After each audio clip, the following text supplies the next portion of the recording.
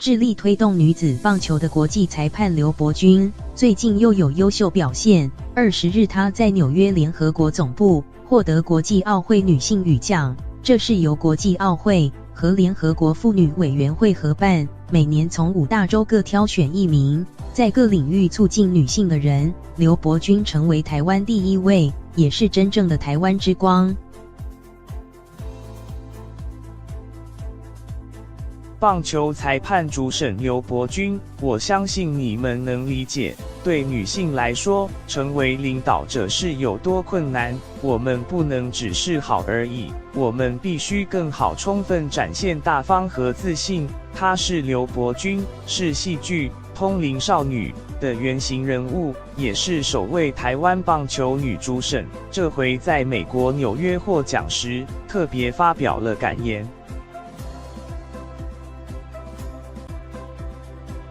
棒球裁判主审刘伯钧，接下来我跟我的团队会继续推广女性在台上侃侃而谈。刘伯钧致力于推动两性平权，不止去年在富比士中的国际体坛最具影响力女性荣获第19名，近期更获颁国际奥会女性与体育奖。这是由国际奥会和联合国妇女委员会合办，每年从5大洲各挑选1名，在各领域促进女性的人。刘伯钧成为台湾第1位。20日当天，他前往纽约联合国总部受奖，没带稿子上台，让外国人看了相当惊讶。